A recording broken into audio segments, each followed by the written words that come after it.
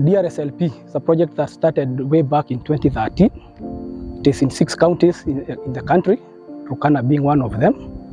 The other counties are West Pokot, Baringo, Samburu, Isiolo, and Marsabit.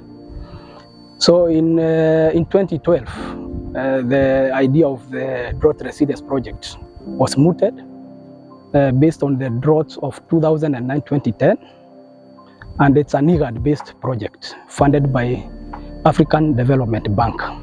In Turkana, the project targeted 2 sub-counties, that is Loima and Turkana South.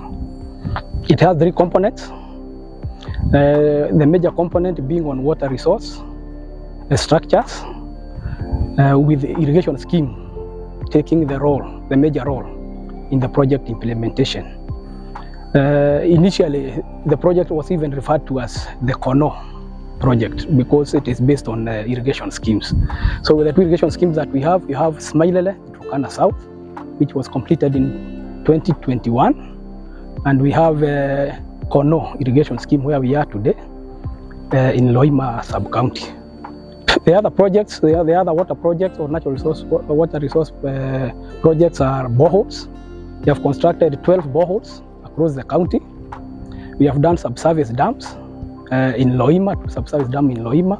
We have done 3 water pans, 1 in Turkana South and 2 in Loima, and 3 shallow wells.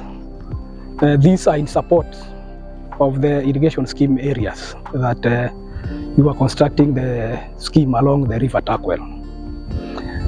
The other component is on livestock structures, and in livestock structures we had 4 sailyards, 2 in Turkana South and 2 in Loima.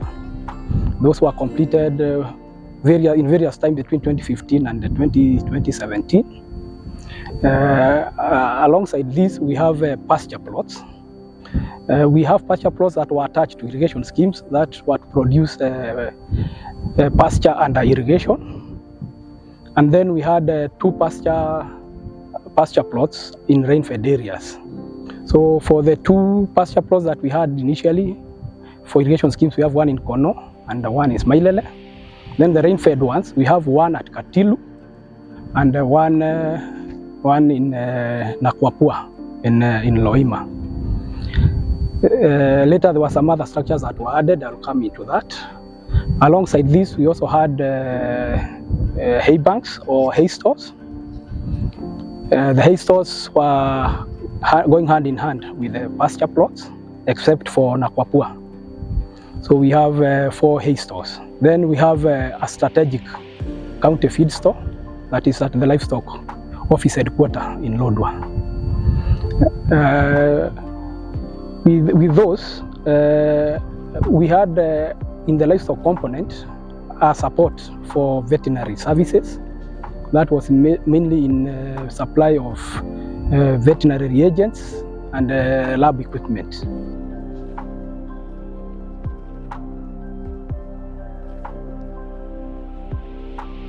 With this going on, there was a component that was introduced around 2016-2017, and that is RLACC. RLACC is a support program for climate proofing the DR structures. And with this, the major issue and the major component for RLACC was to empower the communities to be able to adapt to the vagaries of climate. And as you realize that our climate here, or our areas are very susceptible to climate change. So the work for RLACC was essentially to make sure that the structures that were put under DR are not affected by changes in weather. But mostly one of the major one was floods. You know, we have a trend of flash floods occasioned by climate change. The other was to strengthen the livelihoods of the communities so that they have alternative livelihoods to the normal crop farming and livestock keeping. So under RLACC, we have done conservation works for the structures. This is in terms of conservation of the catchments for the water pans and the erosional structures. For the scheme, and for the other livestock structures, especially ciliates. The support on the livelihoods was especially to the vulnerable, and this we approached it by giving production assets to the vulnerable members of the community. The first project we had, or sub-project, was on goats.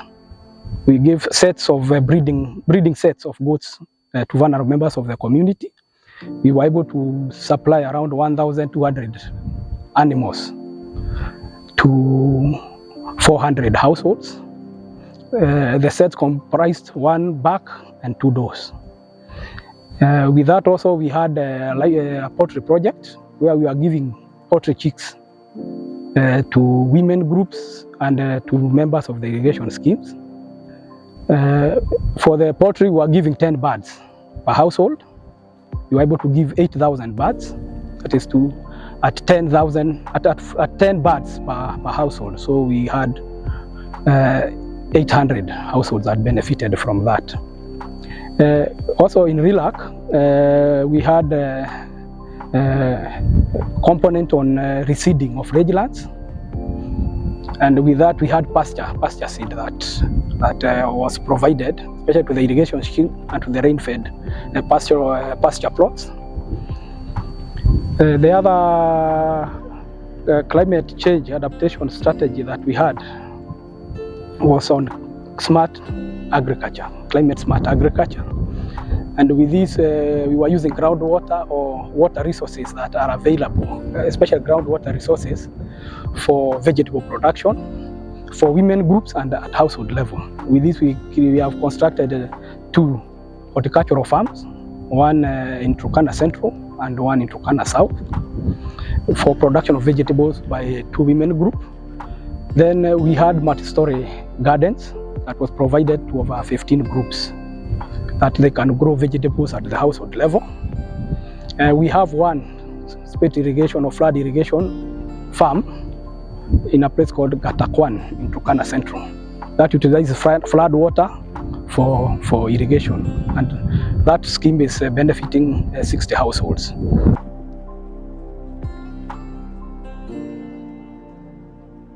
This is one of the main projects of the DRSLP project, and it's a complex. It comprises an irrigation scheme that is 120 hectares. It also has office stores for the Irrigation Water Users Association. It has a grain store where we are standing now with an office. It has a hay shed. Apart from that, there is an adjacent pasture plot, a 20-hectare pasture plot, to produce pastures for the hay shed. So as we have walked around, we have seen the irrigation is in operation. It has been in operation for 1 season, and we have seen that it has some very good potential and very good prospects. The farmers are very active and very cooperative. The project was handed over to the community in October, and within those 3 months we have been able to the planting started sometimes in September, and within those 3 months we have been able to grow a crop, and we shall continue supporting the farmers, and especially from the county government level, to make sure that the project is sustainable. Na wale wengine pia watu wetu ya kamati wamefunza kila mtu kazi yake ambaye anahitaji kufanya katika scheme. Pia kuna watu ambao tumechagua katika uongozi ya maji, pia wale wanajaribu kupeana maji kwa wakulima kulingana inavyotakiwa. Kuna chairman pia, chairman wangu wa karibu wale wako kwa block wako chini, pia na wao walifunzwa jinsi ya kusimamia kazi ya ndani ya block ya scheme, control mambo ya maji, na kuhakikisha kila mtu amesaidika na amepata msaada kulingana na vile inatakiwa.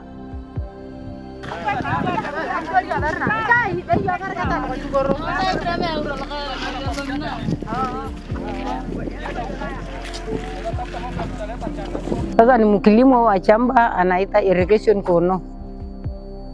Sasa tumepanda mahindi, sasa tumeanza kuvuna. Sasa nimekuna gunia 7 ako kwa store.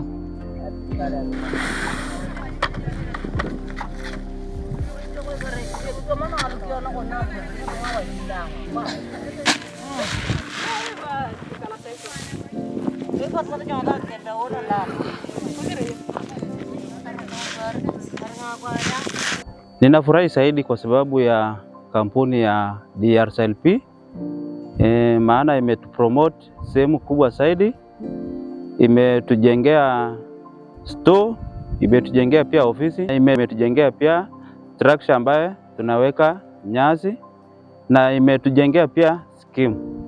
Kwa hivyo kampuni ya DRSLP imetupromote na tunashukuru zaidi kwa sababu area hii yetu mambo ya njaa ilikuwa juu zaidi na watu walikuwa wanaangamia. Lakini kwa sababu ya hiyo kampuni kuja kutusaidia hapa Konoo, watu wamesaidika kupitia kwa scheme na pia vijana wengi wamesaidika kwa contract hii kwa sababu ya kufanya kazi kutoka kwa scheme na pia kuingia katika mashamba. Hii ni Konoo Irrigation. Nashukuru kampuni ya DRSLP. Wametuwekea maji. Choo pia tumeona hapa. Tunashukuru hao sana. Na kutuletea mbegu aina ya mahindi. Na hiyo mtama yenye ililetwa pia. Na dengu. Tunashukuru pia kwa ajili ya kampuni ya RLACC. RLACC pia imetuinua kwa upande ya imeleta msaada ya kuku. Tumepima kuku. Kuku imesaidia jamii mingi sana hapa. Imesaidia wamama. Na pia walileta mbuzi. Mbuzi pia kuna jamii zilikuwa wanyama ilikuwa imeisha kabisa kwa sababu ya ukame. Hawakuwa na mbuzi. Lakini wakati kampuni ya RLACC pia ilileta mbuzi, imesaidia kuna jamii ambayo imeanza maisha na hiyo mbuzi. Imeendelea. Tunapita kwa sababu wale tuliowaandika ni wale ambao walikuwa chini zaidi, hawakuwa na mbuzi yoyote.